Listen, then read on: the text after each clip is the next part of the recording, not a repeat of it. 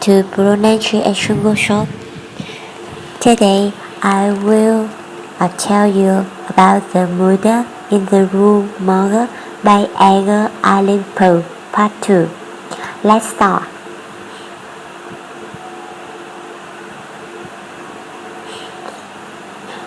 A school in Paris in the summer of 1840 that I met Auguste Dupin.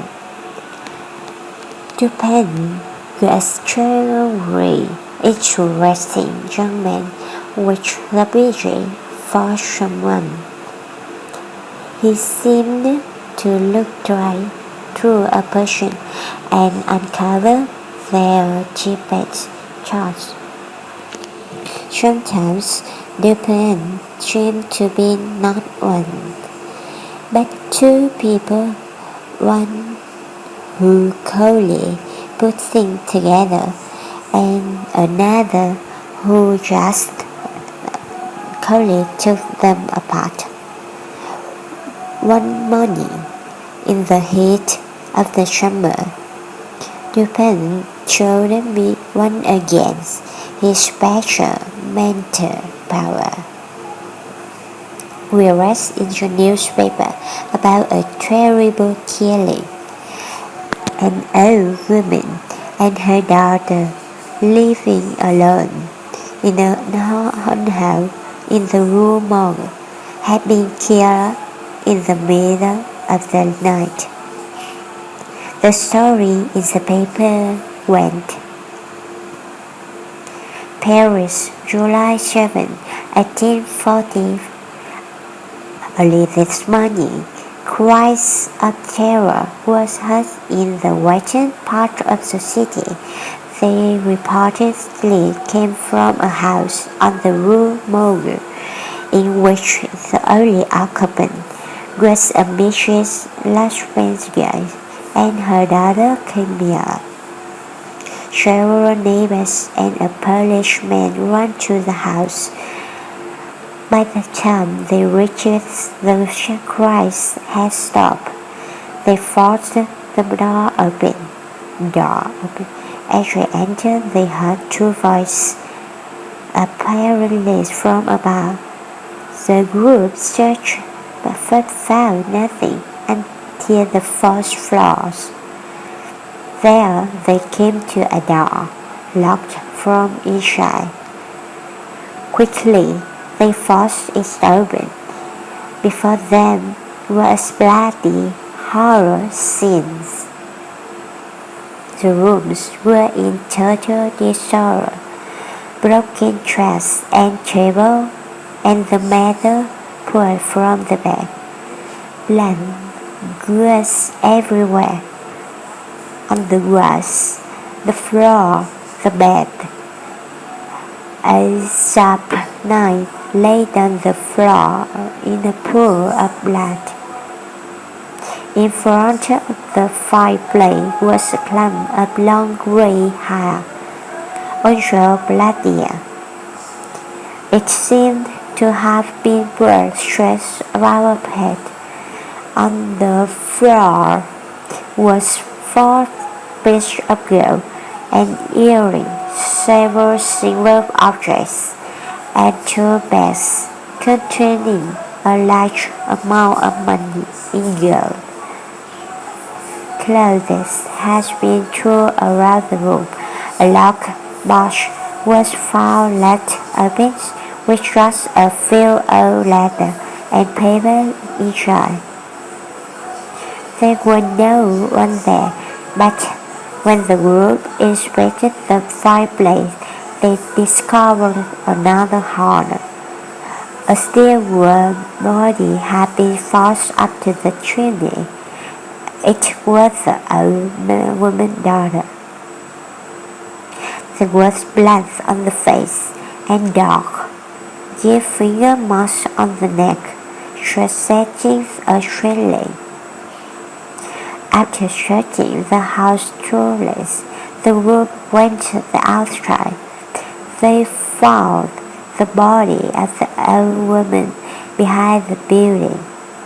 Her neck had been cut so severe that when they tried to lift the body, the head fell. The next day, the newspaper offered to its reader this new fact. Paris, July 8, 1840.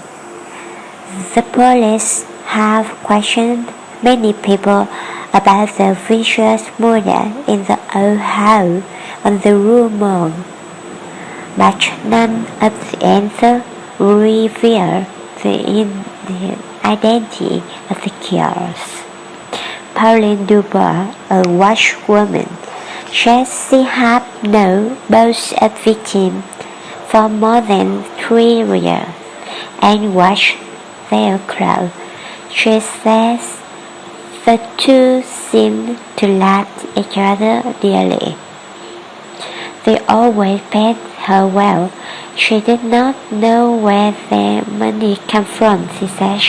She never met anyone in the house. Only 2 women lived on the 4 floors. Pierre Morose, a shopkeeper, says Michelle Lachapelle had bought food at her shop for almost 4 years. She owned the house and had lived in it for more than 6 years. He never saw anyone enter the door, except the old lady and her daughter, and her daughter at all train time, perhaps. Many other persons, neighbors, said the same thing. Almost no one ever went into the house. Michelle Lachapelle and her daughter were not often seen.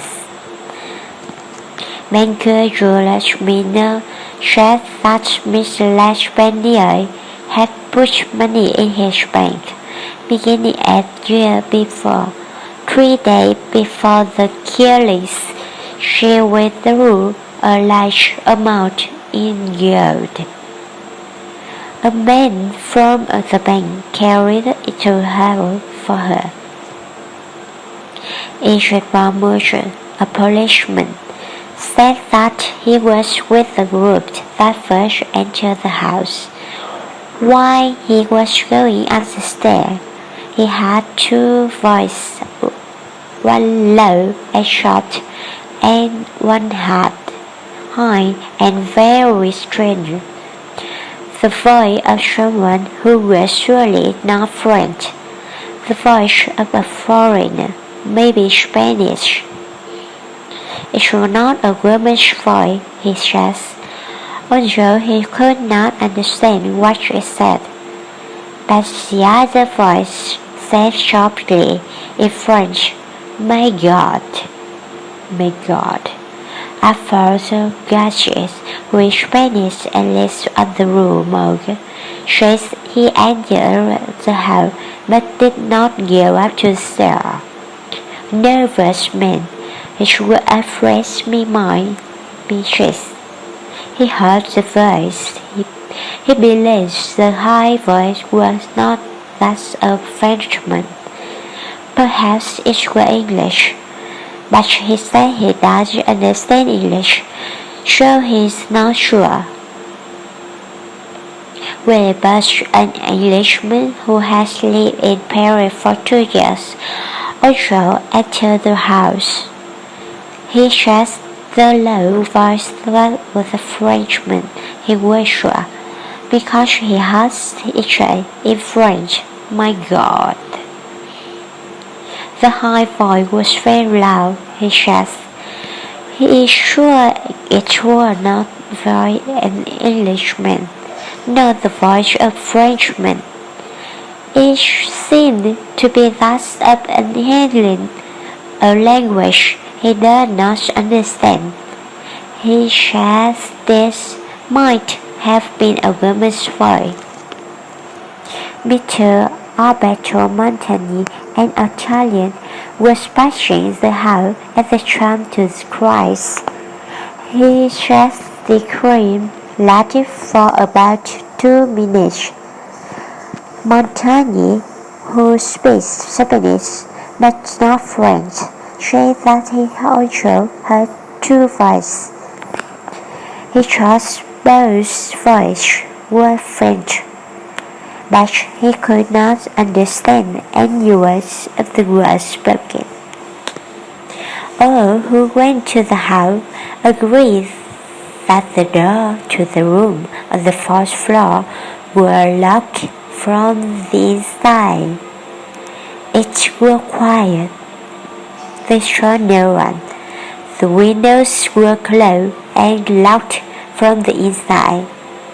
The only one stairway to the 4th floor. They stressed that the chimney opening is too small for escape that way. It took 4 or 5 people to pull the body out of the chimney. It was 4 or 5 minutes from the time they had the voice to the moment they entered the room. Paul Thomas, a doctor, says that he was called to inspect the bodies soon after they were found. They were in a horrible condition, badly marked and broken. He said only a man could have caused such injury. The doctor had been trained, he said. When we had finished reading the newspaper report of the murder, we were quiet for a while. Dupin had the cold, empty look that I know means his mind is working busily. He asked me what I thought of the crime. I said, I consider it a masterpiece, with no answer. But Dupin responded, No, I think you are wrong. A mystery, yes, but there must be an answer. Let's try to go to house and see what we can see. There must be an answer. There must.